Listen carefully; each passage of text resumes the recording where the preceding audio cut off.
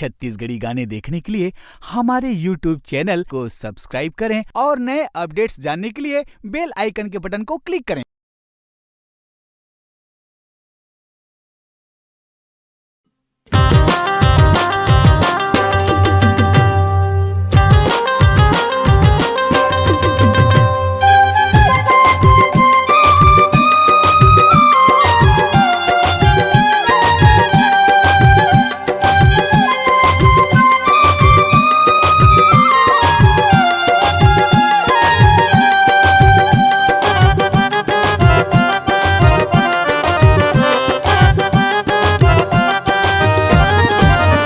ज्यादा राजे सिरीला झन खाना, ज्यादा सिगरेट के धुआं झन उड़ाना।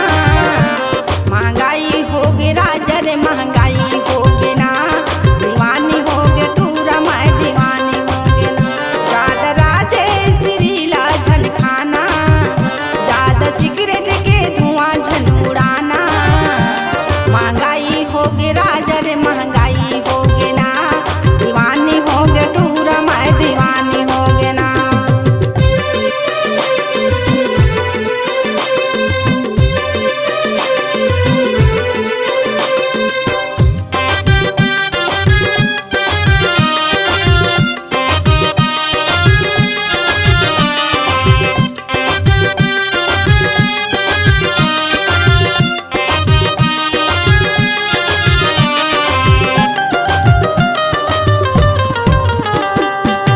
गलिन गलिन माँ बोलती रही था, जमो टूरीला देखती रही था।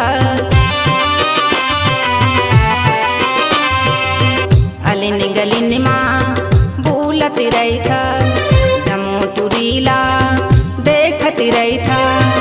ज्यादा नखराते झनिए लगाना, ज्यादा नखराते झनिए लगाना। महंगाई होगी राजा रे महंगाई होगे ना, दीवानी होगे टूरा मैं दीवानी होगे ना।